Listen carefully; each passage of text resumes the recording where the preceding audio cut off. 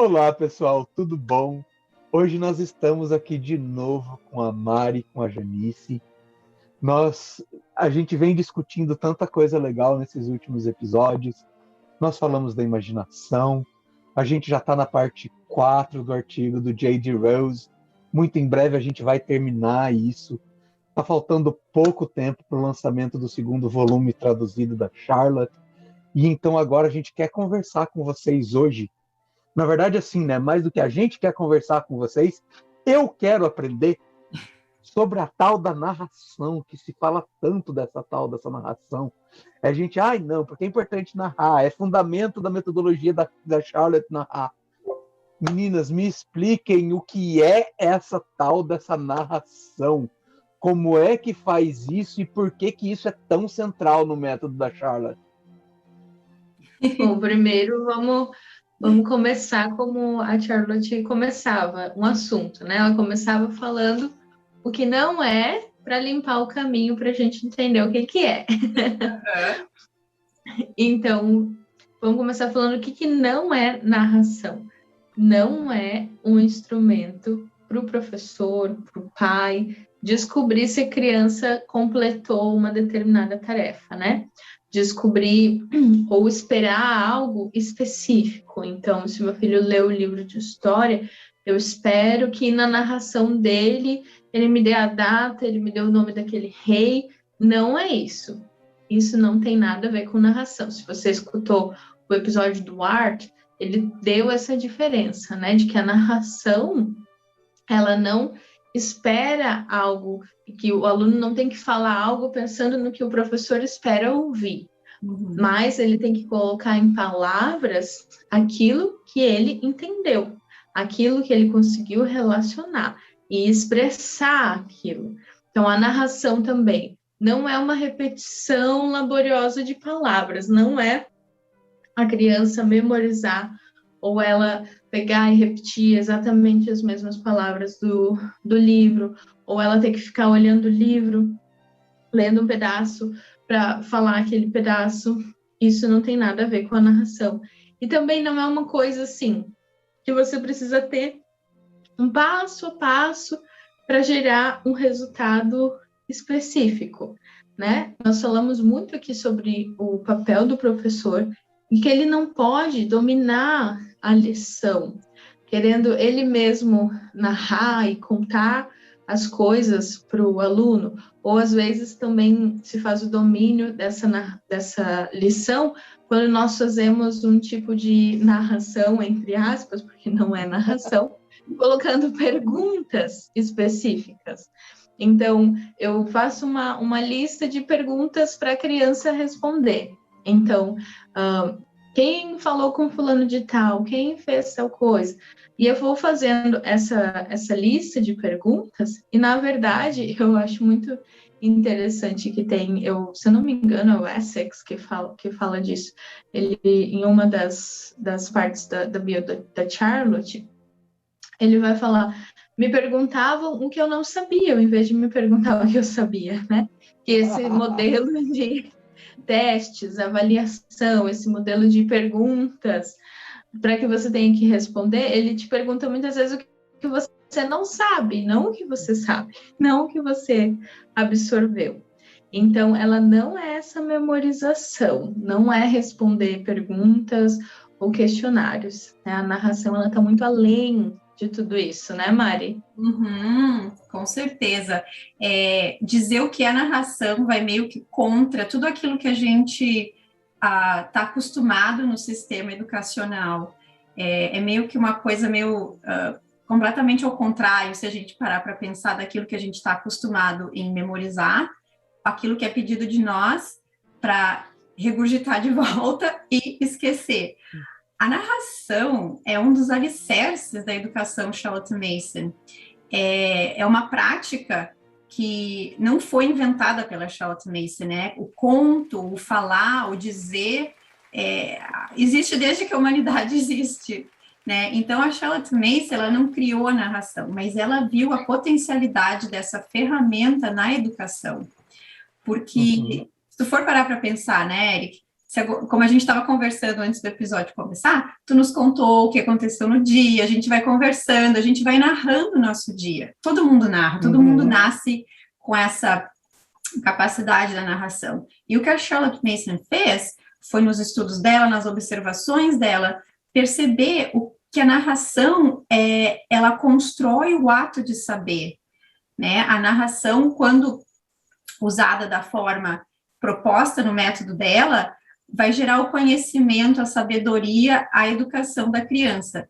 Então, assim, a narração acontece através de um processo gradual, e a gente fala da narração nas aulas, né, quando a criança começa a educação acadêmica formal dela, que seria por volta dos 6 anos, né, no método Charlotte Mason. Não que a criança não possa narrar antes, aliás, eu acho que a maioria das crianças pequenas tem essa necessidade, essa vontade de falar, que é tão natural, né? Mas quando a gente fala da narração de um livro lido durante também isso é esperado, né? E é uma coisa que começa e ela vai graduando, ela vai se modificando ao longo da carreira escolar da criança, né? A narração, ela faz parte de todos nós, como eu falei, né? E a narração também é evidência de um ato consciente, de um esforço mental consciente.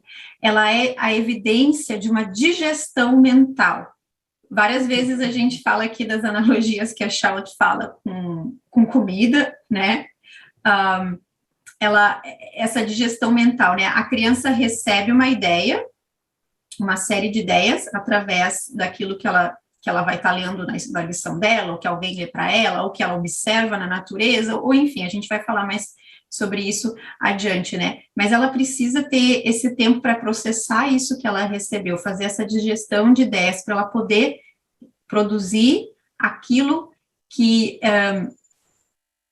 ela entendeu da história, que marcou ela na história, aquilo que o Espírito Santo impressionou no coração dela, né? Então, ela precisa desse tempo, né? Através da narração, a criança também cria relações com as ideias que são apresentadas a elas através dos livros vivos ou das observações diretas que ela faz no dia a dia dela, né? E uma coisa interessante que a Charlotte fala no volume 6, que não se refere só a crianças, ela diz: sabemos que se uma pessoa, seja criança ou adulto, pode contar algo, ela realmente sabe aquilo que verbalizou. Mas se ela não consegue colocar em palavras, então ela não sabe. Eu não sei se você já olhou para isso, mas tem um educador famoso que é o Feynman, né? Que ele trabalha com a técnica Feynman de ensino de línguas, de várias coisas. E ele diz exatamente isso também, que o primeiro sinal de que você aprendeu algo é que você está pronto para falar esse algo, você está pronto para reproduzir, ou seja, você está pronto para ensinar. Tem várias pesquisas no ramo da educação hoje em dia que falam mais ou menos isso, que você retém uma certa porcentagem do que você escuta, uma certa porcentagem do que você vê, outra certa porcentagem daquilo que você ouve e escreve, mas que o lugar aonde você verifica a maior retenção das coisas é exatamente quando você é capaz de explicar isso. E é interessante ver, como a gente já viu isso várias e várias vezes, o quanto você pega pessoas mais recentes e que talvez, eu não sei se o Feynman bebeu dessa fonte em algum momento, mas ele fala coisas que a gente está falando aqui que a Charlotte tinha falado no começo do século passado. Né? Eu achei bem interessante, mas eu te cortei um pouquinho, Janice. Eu falo que você ia complementar. Mas é bem isso que você falou, né, Eric? Isso é interessantíssimo, ver como as palavras da Charlotte, o método de ensino que ela desenvolveu ainda é tão atual e tem tanta comprovação científica hoje, muito maior do que tinha na época de quando ela escreveu isso. Eu acho lindo refletir sobre isso e ver o quanto ela foi inspirada pelo Espírito Santo, porque ela afirma que a principal fonte da educação é o conhecimento de Deus, é o Espírito Santo. E desse lugar ela buscou desenvolver o método de educação. Então, o quanto de revelação, embora seja um método, ela tenha estudado por um método indutivo, ela tenha buscado na ciência, na fisiologia, na psicologia, todas essas informações, o quanto ela foi conduzida nesse processo, porque para que até hoje as coisas sejam tão atuais assim, né? Eu acho isso sensacional. Mas o que eu ia falar aqui da Mari, dessa questão da criança criar relações, a gente vai ter um episódio mais para frente falando só sobre a educação como a ciência das relações. Eu só queria destacar que nunca é cedo demais para começar esse processo de narração. A gente está falando aqui de uma narração oral após as lições, e a gente vai dar uma focada um pouco nisso, que são coisas que as pessoas têm mais dúvidas comumente. Mas lembra que o seu filho de 2 anos que está começando a falar, ele está sempre narrando, né? A minha filha de 3 anos, ela está sempre narrando. Então, fazer de todas as oportunidades do nosso dia, nós já gravamos um episódio sobre a importância dos 5 sentidos na educação. Então, explorando por meio dos 5 sentidos, aquilo que a criança explora, aquilo que ela observa, aquilo que ela cria relações, ela narra de volta, ela conta pra gente, né? Que tipo de cheiro que é esse? Ela vai nos contar, ela vai começar expressões. Ainda esses dias eu estava lendo também sobre a consciência fonológica, e uma das partes da consciência fonológica nas etapas de pré-alfabetização da criança, a principal coisa é que ela precisa saber ouvir, né? Eles trabalham muito a questão dos 5 sentidos também, mas que a criança tenha algo como uma leitura em voz alta dialogada, para que a criança possa narrar. Então, você lê aos poucos, você interagir com ela narrar de volta. Desde o comecinho, ela vai criando essa relação, porque a todo momento ela está construindo uma interpretação e essas partes mais técnicas, né? Deixa para outro episódio.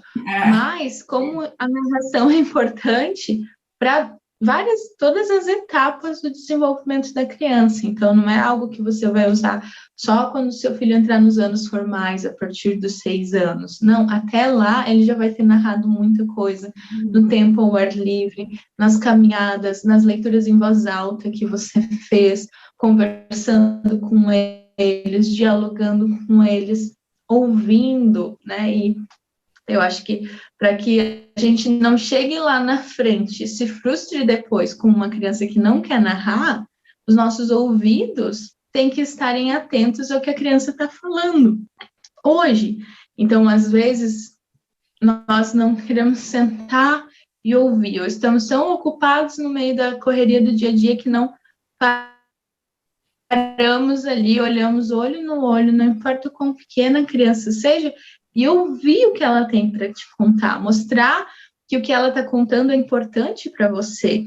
Isso vai criando uma relação com a criança e vai fazendo com que ela vá construindo esse hábito de sempre narrar, de sempre contar algo. Então, hoje minha filha, ela tem 3 aninhos, ela cata uma flor do quintal, me dá e já vem narrando as observações que ela fez na florzinha, se tem pólen, se não tem, quantos brotinhos ela contou. Às vezes ela conta ainda um pouquinho errado, né? Aí eu conto com ela de novo, quantos brotinhos será que tem mesmo aqui? Vamos contar juntas? Daí a gente conta quantos brotinhos tem ali. Mas ela dá o tempo inteiro narrando, então reconhecer que a gente tem oportunidades sempre palpáveis no nosso dia a dia de ir construindo um hábito, um ambiente de narração, onde você escuta, porque o nosso papel como professores é escutar, interferir o mínimo possível, né, Mari? A gente vai falar disso mais para frente, daqui um pouquinho.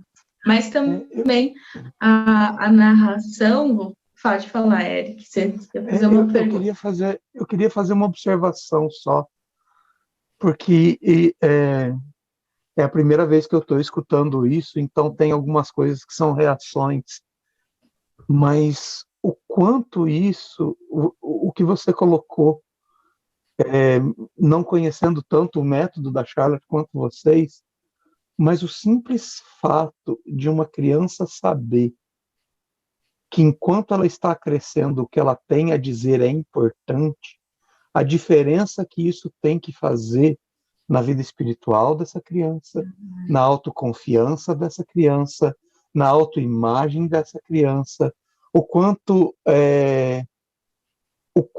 o espelho dela ser escutada por pai e mãe enquanto narra as coisas do seu dia deve fazer uma diferença brutal na hora de se posicionar em oração, porque cresce sabendo que pai e mãe a escutam, não vai ter, provavelmente, toda a noia e toda a luta de achar que Deus não a escuta, porque os pais não a escutavam, porque os professores não a escutavam. Eu não sei se a Charlotte aborda esse outro lado, mas só escutando isso, a noção de autoimportância que essa criança vai ter enquanto ela cresce, a noção de aceitação enquanto amadurece que essa criança vai ter, já tem que ser algo que, independente do processo educativo, só olhando para o lado espiritual, só olhando, eu não vou nem olhar, não vou nem dizer que olhando como teólogo, mas olhando como pessoa, o quanto essa posição já vai fazer diferença no adulto que essa criança vai ser. Só no princípio básico de ter a sua importância reconhecida, de ser ouvida, só nisso, quanto mais ela vai ser capaz de falar, em momentos traumáticos, em momentos de dificuldade, o quanto de porta já vai estar aberto, o quanto já é uma criança que tende a crescer para saber se comunicar não só com Deus, com a família, mas acostumada a poder falar de si. Eu estava vendo esses tempos atrás um vídeo de um pai que sofreu muito ao ver o filho se suicidar aos 13 anos, e ele dizendo que ele perguntava sempre para o filho, filho, como é que você está? E o filho dizia, eu estou bem. Eu estou bem, eu estou bem, eu estou bem. E foi tempos depois que o menino morreu que ele descobriu os diários e o quanto esse menino tinha angústias que ele não era capaz de falar com o pai. Mas uma criança que aos 3 anos está acostumada a vir para a mãe, a vir para o pai mostrar uma plantinha, me faz pensar que no momento de agonia, no momento de dor, ela já está com esse caminho, com esse hábito de eu vou aos meus pais falar das coisas muito mais cedo, muito mais fácil, é uma porta que se abre. Eu só queria comentar isso, e desculpa interromper a sua linha de raciocínio e até desvirtuar da narração, mas o quanto isso trata a pessoa, e eu achei que a gente não podia deixar de frisar isso, porque não é só educação, é o que até eu já peguei, que a criança é uma pessoa.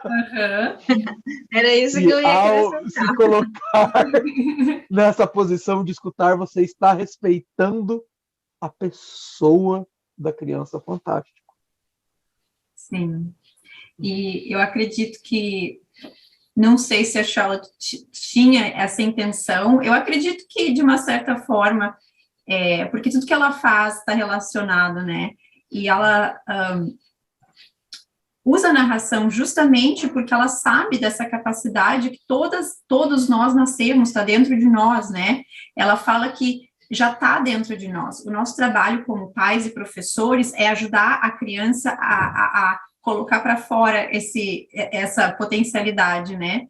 Então, ouvindo o Eric falar, até fiquei emocionada, porque meu filho está fazendo 11 anos e o relacionamento que eu e meu marido temos com ele é uma coisa assim que, quando eu penso assim né, em outras famílias, ou na minha infância, né, no meu tempo dessa idade de pré-adolescência, e de ter essa abertura, de ter esse relacionamento que está sendo construído desde o início, sempre respeitando a pessoa que ele é, a pessoa que Deus nos entregou para cuidar, né, e ver o quanto que ele consegue se articular com qualquer pessoa que ele encontra no caminho dele. Bom, é impressionante mesmo, né? De pensar que uma simples ferramenta como a narração, que é um hábito também a ser construído. Outra coisa importante que eu queria ressaltar, que eu e a Janice falamos com muita frequência, é o hábito da atenção. Que para uma criança poder desenvolver a sua narração, nós pais temos que dar a nossa atenção a eles quando eles estão falando. Isso é uma coisa que a gente já constrói desde que eles são pequenininhos, né? E a criança precisa aprender também a dar a atenção dela, porque ela vai necessitar do hábito da atenção para poder narrar, né? Então, isso é uma coisa que vai andar de mãos dadas, digamos, como os vários outros hábitos que a gente fala, né? A Charlotte Mason não descobriu os hábitos, mas ela viu como eles são importantes, né, para o ser humano, né? Mas é uma coisa muito importante também da gente estar pensando já, né? Se a gente vai desenvolver o hábito da narração, vai fazer a nossa parte, mas vamos também fazer aquilo que vai ajudar a nossa criança a narrar quando eles chegarem, ou se eles já estão, né, em idade escolar. Então, eu só queria pontuar isso antes da gente uma coisa que... Uma ideia, né, Mari? É começar você mesmo, tá nos escutando. Comece esse exercício. Nós criamos a comunidade, em todo episódio quase nós falamos, deixe a sua narração lá do episódio. No clube de leitura, muitas mães estão narrando a leitura do livro, e tem sido muito bom. Muitas têm se surpreendido com o quanto elas conseguem narrar. Outras têm percebido que elas têm dificuldades de narrar. E às vezes essa dificuldade vem justamente por não ter construído um hábito de atenção.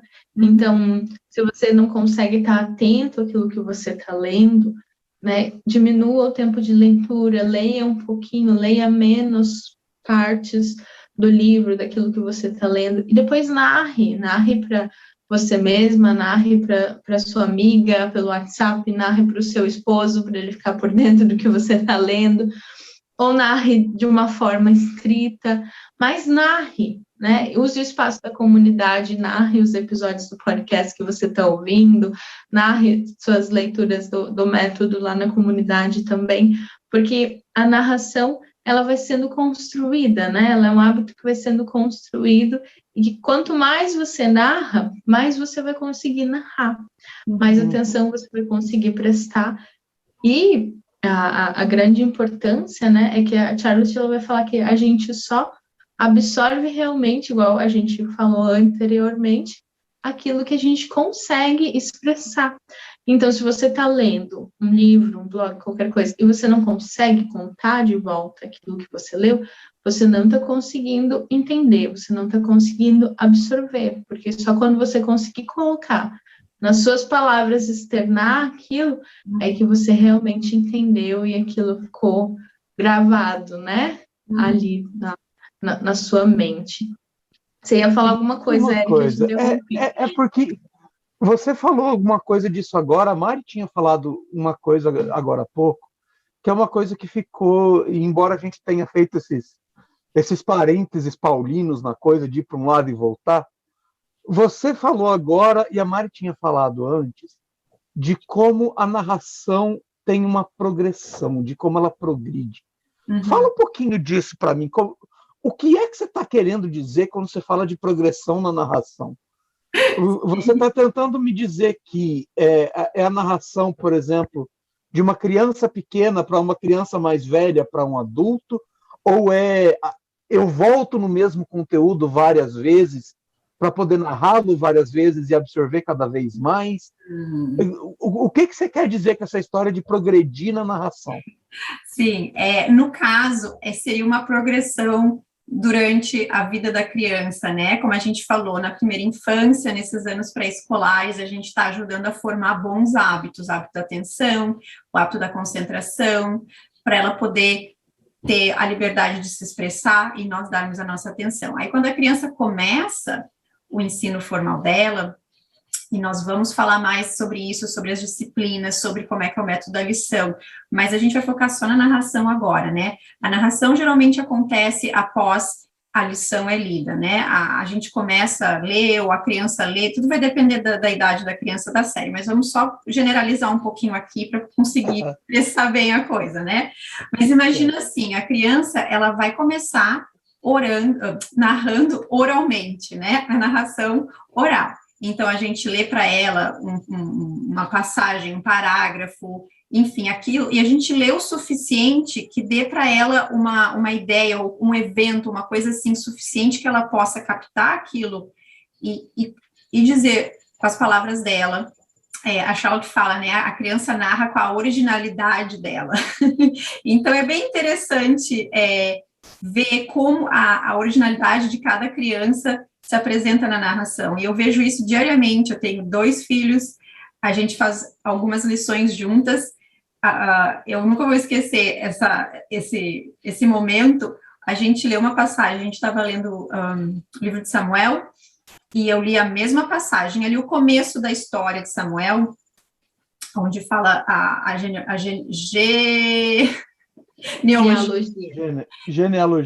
Genealogia. E ali, né, da mãe dele, que, né, de joelhos, chorando e pedindo ao Senhor. Cada filho narrou uma coisa completamente diferente um do outro. Por quê? Porque o que chamou a atenção deles, o que eles chamou a atenção deles na história, nesse momento da vida deles, né? E aquilo que o Espírito Santo trabalhou no coração deles, porque sempre vai ter uma mensagem para eles em cada coisa que eles encontram nas lições, ou enfim, nas leituras dele. E eles casualmente narraram oralmente, e também fizeram um desenho. Aí um fez o desenho da mãe do Samuel, chorando de joelhos, um desenho lindo, e o outro desenhou toda a genealogia do Samuel, me pediu para dizer todo mundo que aparece, o bisavô, o tataravô, o pai, o tio. Então é super... Ai, que legal!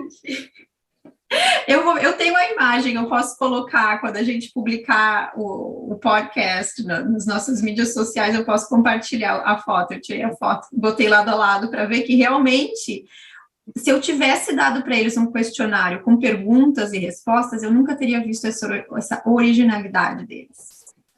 Teria roubado deles essa oportunidade. Mas, enfim, essa progressão, então, vai começar com essa narração oral. A criança vai construir uma fluência oral.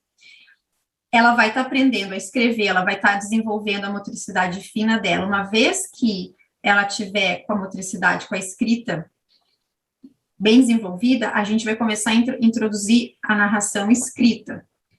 Gradualmente, passinhos de bebê. Tá? Para quem está curioso pensando, mas quando isso acontece? Geralmente nos primeiros 3 anos da educação formal, na primeira, terceira série, a gente foca mais na narração oral. Lá quando a criança tiver por 9 anos, mais ou menos, 10 anos, indo lá para o 4º ano, a gente começa a introduzir uma narração escrita. E a gente simplesmente espera dela aquilo que ela consegue dar. Eu não exijo deles uma redação. Eu peço para eles escreverem um pouco, narrar um pouco oral. Então, no método Charlotte Mason, vocês vão perceber que tudo acontece gradualmente, é como se fosse uma escadinha, porque a gente quer ajudar o nosso filho a chegar, a atingir o potencial dele, passo a passo, né? Então, essa narração escrita, ele vai construir essa fluência, e claro, vão ter tantas outras coisas acontecendo também, por volta dos 9, 10 anos, o estudo da gramática, a lição do ditado, que vai ajudar com a ortografia, a criança já está fazendo cópia lá desde o início, enfim. Tudo vai. E aí, ela vai criar fluência na narração escrita, ela vai começar, quando ela, né, ficar mais velha, lá, atingir 7º, 8º, 9º ano, ela vai começar a elaborar redações, e a escrita criativa vai começar a ser desenvolvida também. Então, mas a narração oral nunca deixa de acontecer, né? Ela talvez não esteja narrando oralmente de todos os livros, quando ela estiver lá no 9º ano, no ensino médio, né? Mas ela sempre vai ter algumas lições, algumas aulas que ela ainda vai estar fazendo essa narração oral. E imagina que deleite que não é ter um adolescente e poder estar tendo essas narrações e esses diálogos e essas conversas que são geradas desses momentos. Nossa, tenho momentos incríveis com meu filho, às vezes ele narra mais que o livro, mas a gente acaba tendo umas conversas muito legais. Então, assim, poder fazer isso, não só pela educação deles, mas para a formação deles como pessoas, né? Então, essa é a progressão, mais ou menos, que a gente está falando, e como a Janice falou, nós, mães, pais, professores, adultos, precisamos continuar ou começar o hábito da narração e manter. É impressionante como requer um esforço mental grande, então a gente tem que ter cuidado isso também. Não sei se a Janice quer falar um pouquinho desse cuidado que a gente precisa ter. Porque se a gente tenta, se você hoje tem dificuldade de narrar, imagina o seu filho que nunca fez isso, né? Nós temos algumas mães que nos acompanham aqui, tem crianças de 9 anos, 7 anos, que não estão desde pequeninhas acostumadas a narrar.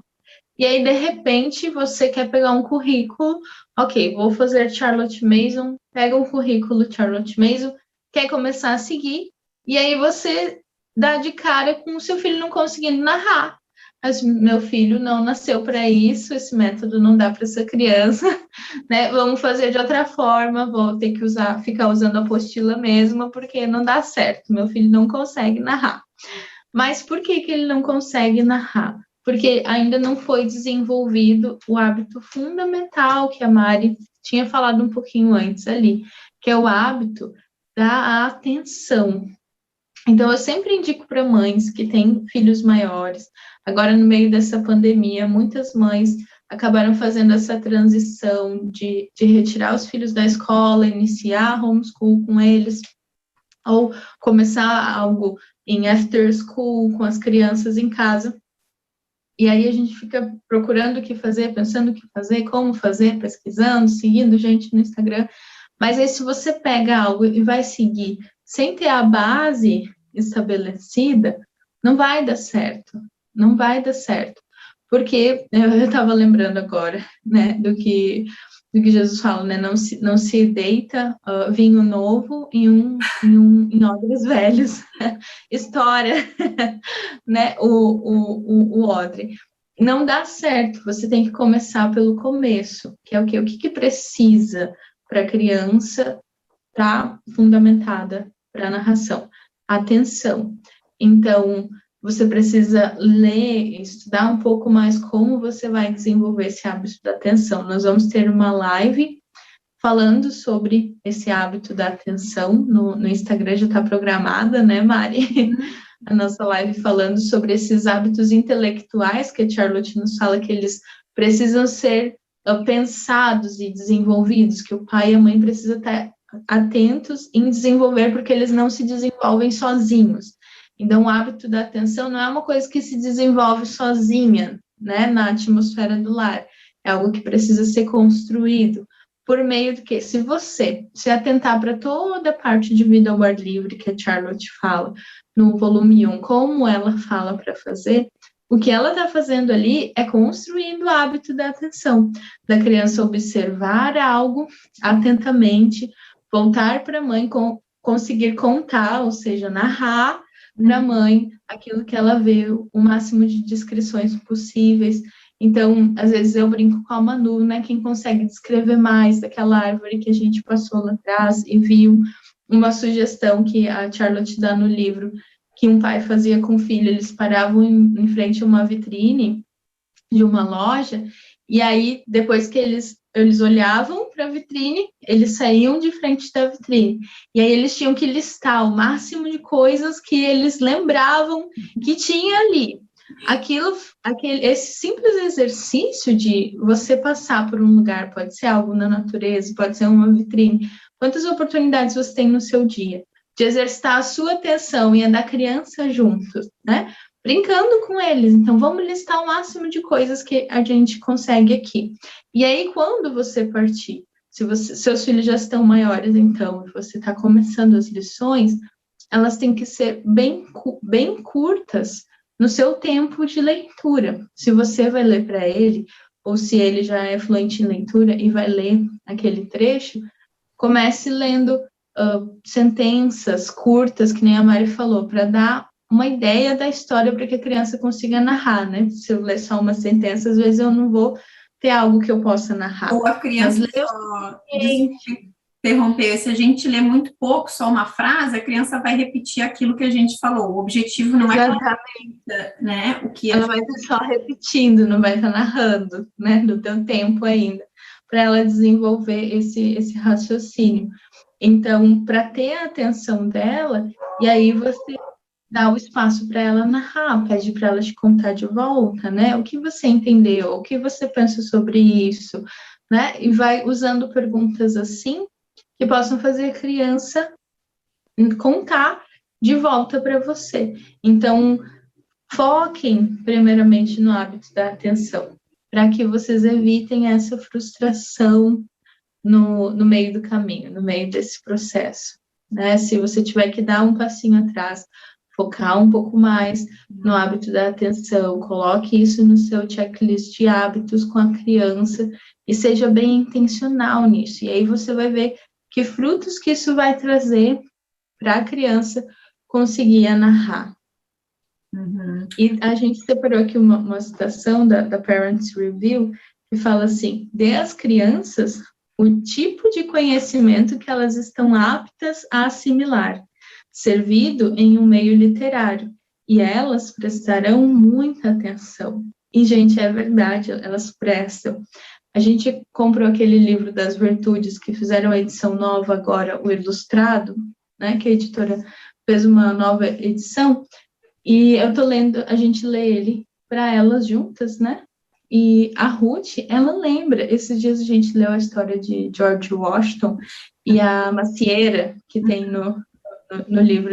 Aquela história marcou tanto ela, e ela fica me contando, e às vezes ela vem e me pergunta, porque daí fala senhor Washington, ou fala só Washington, e ela fica tentando entender quem que era o pai, quem que era o filho na história, mas ela vem e me conta, e ela ficou impressionada, ela falou, mamãe, ele não mentiu, né? Ele não mentiu, ele assumiu que ele tinha cortado a árvore para o pai dele. E ela ficou aquela historinha simples, né, curta, mas marcou ela. É um tipo de conhecimento por meio de uma literatura que ela está apta para receber.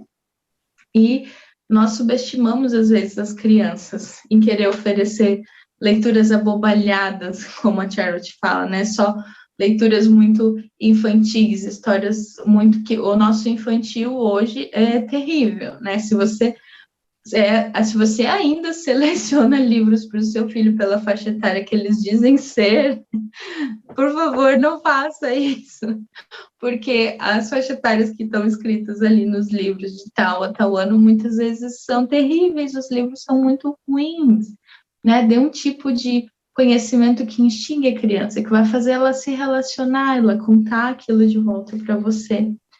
E aí também a gente tem mais coisas aqui, né, Mari, do que esperar do aluno, então, durante a narração. Sim. A gente não pode interromper, nem corrigir, não fazer questionamentos enquanto a criança narra. Então, ficar perguntando, tá, mas por que isso? Ou se ele pulou alguma parte da história, mas você pulou tal coisa.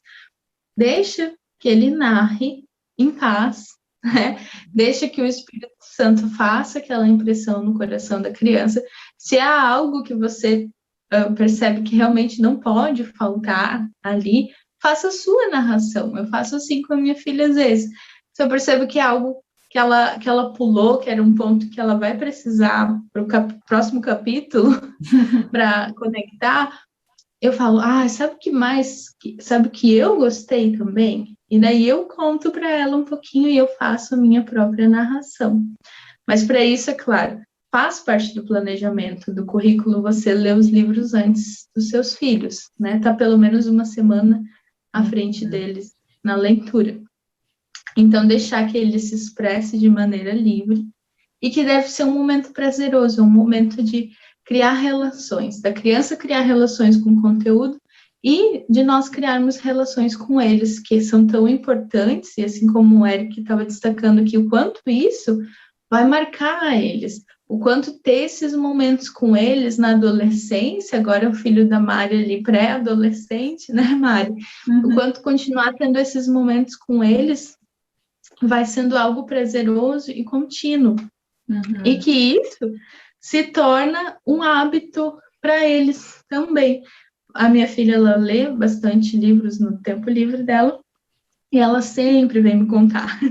Às vezes ela não me conta tudo, porque ela lê bastante páginas, mas ela vem, mamãe, e aconteceu isso, isso, isso, e eu falando isso, e ela vem me trazer sua própria impressão daquilo que ela absorveu da história, né, daquilo que ela absorveu do conto, do livro.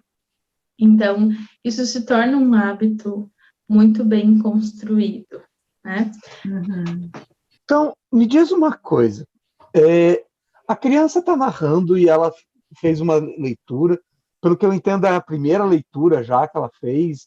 Ela não vai ler múltiplas vezes antes de narrar. Não. E se alguma das coisas que ela for narrar, ela não consegue dar a completude da coisa, ou se ela erra um fato, confunde alguma coisa, porque se a gente não está interrompendo, como é que fica isso? Porque a gente falou no outro episódio sobre a imaginação. Se ela, ao escutar, deixou a imaginação fluir para um lugar errado, como é que você traz ela de volta? Essa ótima pergunta. Eu acredito que na originalidade dela, ela vai colocar um pouquinho da imaginação, mas a narração não é o momento onde ela vai criar histórias a partir daquilo que ela leu, né? Não é esse o nosso objetivo. Mas se a narração também é uma ferramenta maravilhosa, porque se a criança não está conseguindo compreender o texto, como a Janice falou antes, ela não vai conseguir reproduzir, ela não vai conseguir falar aquilo, né? Ela não vai conseguir expressar. Então, a gente tem que parar e ver onde é que está o problema. E não necessariamente achar que a criança não está conseguindo narrar porque alguma coisa dela, algum defeito dela. Mas, às vezes, pode ser que o livro que esteja sendo usado não seja o melhor livro para aquela criança, para aquele aluno. Eu tenho 2 alunos, e o livro que eu usei com um, às vezes, não deu certo com o outro, né? Então, a gente tem que ter tato nesse momento, e buscar ver o porquê, de repente, que ela não está conseguindo narrar nessa questão de compreender aquilo que ela está lendo ou ouvindo, né? Às vezes, a atmosfera do lar não está conduzindo, a coisa não está acontecendo, às vezes tem muito barulho, às vezes os irmãos mais novos talvez estejam interrompendo, ela não esteja conseguindo dar atenção dela. Às vezes, nós, mães, pais, o professor, a gente não está presente, né? Talvez a gente esteja presente fisicamente na lição, mas a nossa mente está em outro lugar, está com uma outra preocupação. E a criança sente isso. A gente fala, né, que nós emanamos a atmosfera do nosso lar. Então, são várias coisas que a gente tem que prestar atenção para ver, antes de determinar que não, a criança não está conseguindo, o problema é dela. Não, vamos tentar ver qual é o problema, o que está causando isso, né? E se a criança falou alguma informação errada, né? Eu tenho o meu exemplo clássico, que é, digamos, que a gente leu a história da Arca de Noé, e a criança falou, em vez de Noé entrar na arca, falou Moisés entrou na arca. Aí a gente não vai interromper ela no meio da narração para dizer, criatura, não é Moisés, não é, não. A gente tem um artigo do Parents Review, que nós vamos, tá na nossa lista de tradução, que fala, a gente tem que ter um olhar, como é que é? Um olhar empatético, não é empatético, é um olhar simpático. Empático, muito obrigada. É muita palavra na minha cabeça para sair ao mesmo tempo. Um olhar empático para a criança e, né, só continuar ouvindo.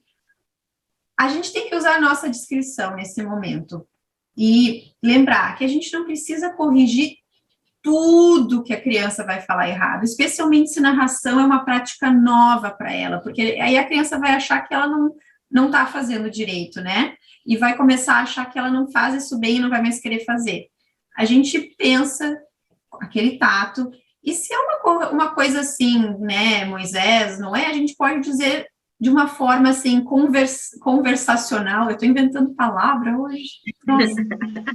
Mas de uma forma em conversa, como a Janice falou naquele exemplo, que às vezes ela faz a narração dela, no fim, ou ela fala aquilo que chamou a atenção dela, se é uma coisa que ela quer pontuar. Mas nós podemos dizer, nossa, foi tão interessante quando Noé conduzir os animais até a arca, e a criança, ela percebe, né? A gente não precisa dizer, não, tu errou.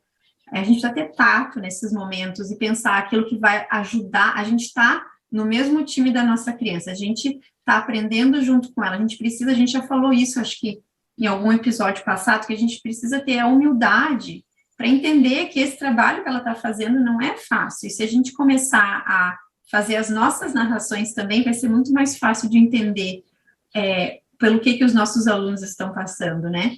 Então, assim, a correção da narração pode ser feita de uma forma, se a gente achar que é preciso corrigir alguma coisa de uma forma, em forma de conversa, ou a gente pode trocar alguma ideia, e também não é errado fazer uma pergunta depois que a criança narrou, para ela esclarecer alguma coisa. Às vezes eu faço para o meu filho, especialmente na lição de história, a gente estuda história americana, às vezes eles falam algumas coisas que eu ainda não entendi, que eu ainda não li, ou que eu ainda estou aprendendo. Eu falo, pode me esclarecer isso um pouquinho melhor, mas com toda honestidade, não para testar se ele está retendo ou não para testar se ele sabe, né? A gente precisa ter humildade e honestidade.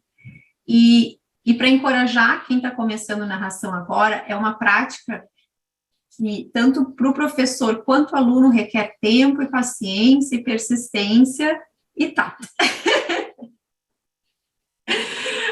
E tem tanta coisa para falar sobre a narração que a gente provavelmente vai ter que fazer o episódio parte 2 sobre a narração. Mas eu gostaria de compartilhar uma citação. Não foi a Charlotte Mason que escreveu a citação, foi uma das biógrafas dela, e ela falou uma coisa que eu achei muito interessante. O ato de narrar não é o mesmo que repetir como um papagaio, mas observar o lindo pensamento que o livro transmite. Não, desculpa, mas absorver... Deixa eu falar de novo. Também já estou embaralhando as palavras. Desculpa, pessoal. Sem problema. O ato de narrar não é o mesmo que repetir como um papagaio, mas absorver o lindo pensamento que o livro transmite. Fazê-lo nosso e devolvê-lo com um pequeno toque que vem da nossa própria mente. Deixar o Espírito Santo trabalhar no coração e na mente dos nossos filhos. Uau! E a gente vai continuar falando mais sobre narração nos próximos episódios, que a gente vai falar das partes práticas, das lições.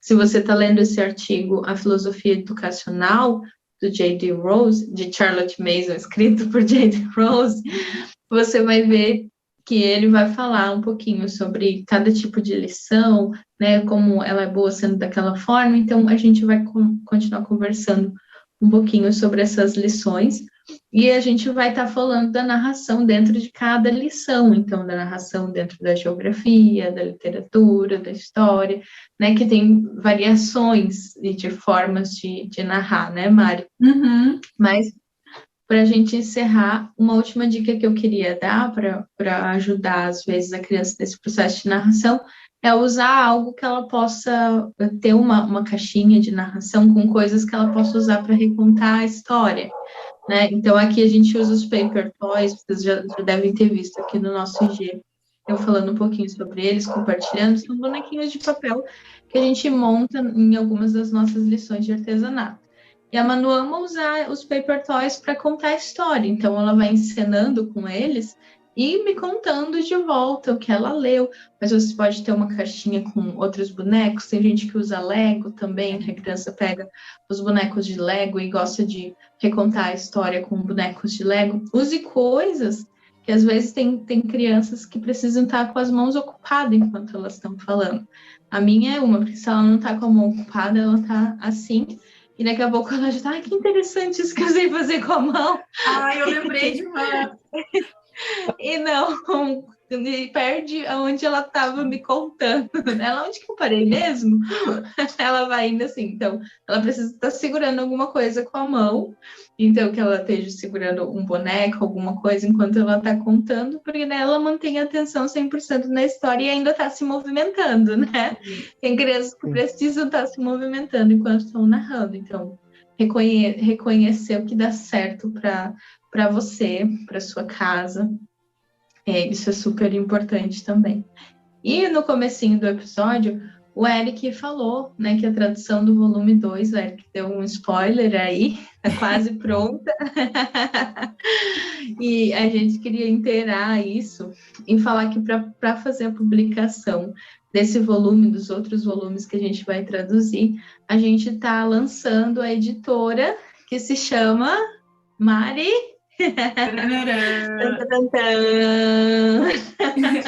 A editora Ideias Vivas.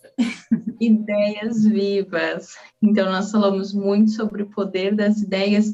Então, a gente vai deixar o link da editora aqui na descrição. Você já pode começar a seguir lá.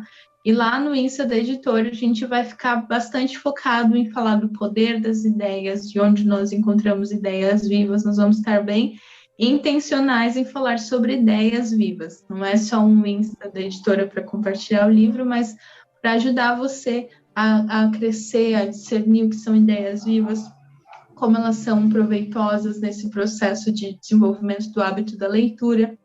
Vai ter muita coisa boa por lá. Então, já começa a seguir o nosso Insta da editora, @editora Ideias Vivas, mas eu vou deixar o link aqui na descrição do episódio, que vai ter bastante coisa vindo por aí. E logo, logo nós vamos lançar a novidade do livro, as datas dos livros, nós vamos começar a falar sobre o volume 2. Mas só destacando que a editora, nós não vamos ficar só nos livros da Charlotte, nós vamos trabalhar com livros que contenham ideias vivas. Então, a gente quer fazer um resgate de livros nacionais, queremos traduzir alguns livros internacionais que nós não temos acesso aqui no Brasil, que são ótimos, que são ricos em ideias vivas para usar no currículo, seja qual currículo que você faz, eles vão ser super úteis para você, para sua casa, para desenvolver o hábito da leitura. Então, a gente quer trabalhar com esse resgate daquilo que muitas vezes a gente só acha em sebo e acha muito caro.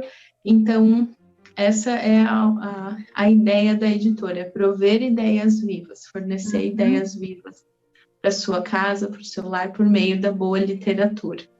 Então, sejam bem-vindos à editora. E a gente está terminando esse episódio por aqui. Muito obrigada se você escutou até aqui. Deixe sua narração lá na comunidade sobre o que é narração, o que você entendeu desse episódio. Separe uns 5 minutinhos aí, escreva, muito importante, ou nos mande um direct, compartilhe com a gente pelo Telegram. A gente tem o Telegram também da comunidade, tá no link da nossa bio, onde a gente compartilha com vocês as atualizações. Então, compartilhe conosco a sua narração. Comece a desenvolver esse hábito em você, treinar em você, para você entender como é essa construção para os seus filhos também. E nos vemos no próximo episódio. Até! Até mais!